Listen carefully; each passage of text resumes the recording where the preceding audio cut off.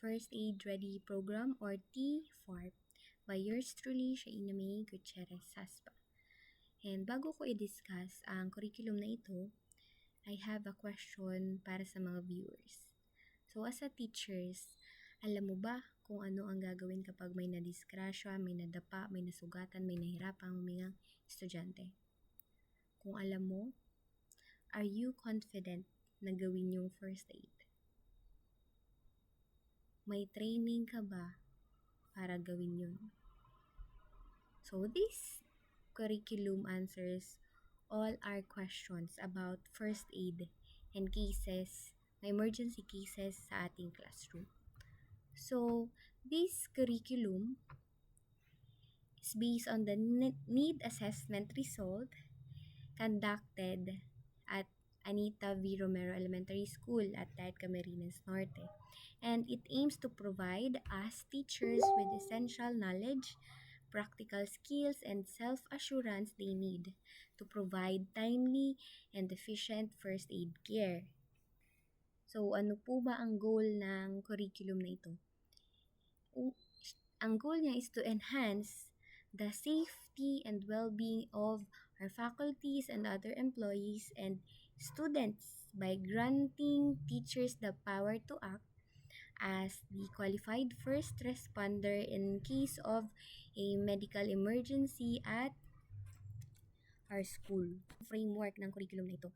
Una, the blended learning combines the theoretical knowledge delivery and the hands-on practical skills session and scenario simulation. Meron din po itong modular. Siyempre, doon nakalagay kung ano ang mga needs na malaman ng mga teachers. Next is the competency-based, which it emphasizes how or the demonstration, proficiency, practical skills ng teachers.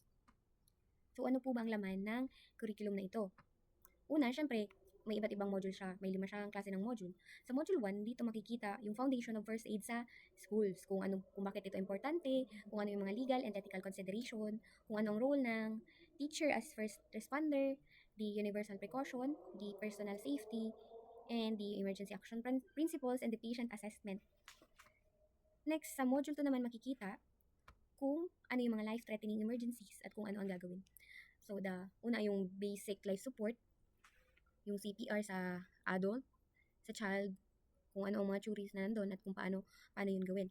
Second is kung paano gamitin ng AED, kung ano ang gagawin kapag may na-choke, kung ano ang process kapag may severe bleeding, tapos sa shock management.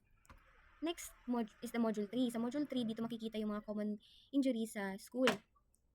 Kung katulad ng cuts, scrapes, natusok, mga objects, so anong gagawin mo? Next ay, syempre, sasabihin dito kung ano ang mga iba't ibang klase ng sunog at kung paano ito i-first aid.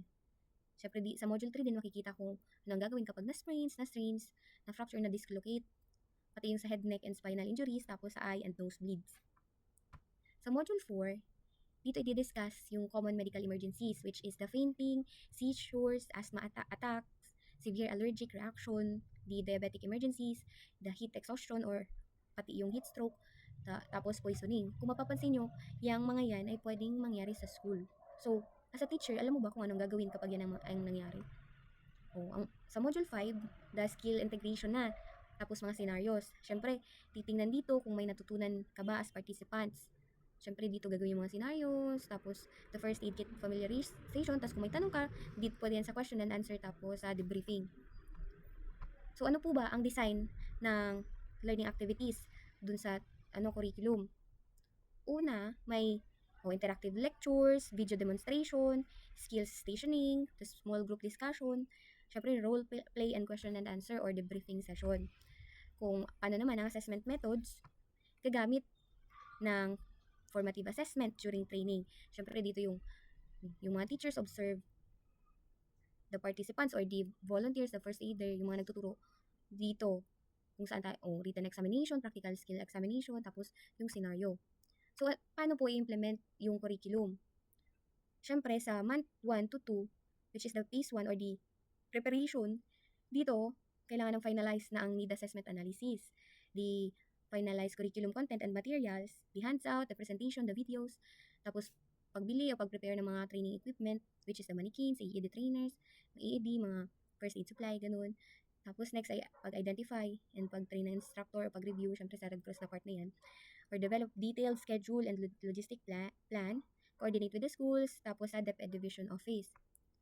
Sa phase 2 naman, which is the pilot testing, mangyayari to sa month 3. Papasa ka. Next, phase 4, the evaluation and refresher. Syempre, mangyayari to ay ongoing or ongoing annually or bi-annually guidelines. O, paano or kailan schedule ang implementation? O, yan. Ayan. Sa day 2 naman, yan kay Sir Erwin Ayala, no, which is the school head of the school.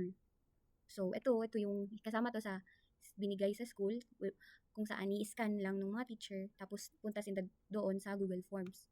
Yan yung mga sample question na nandun sa Google Forms. Tapos kung ano yung mga result dyan, yun na yung mga in-input dun sa paggawa ng curriculum. So, thank you for watching this video. Again, this is Shaina May Saspa. Thank you.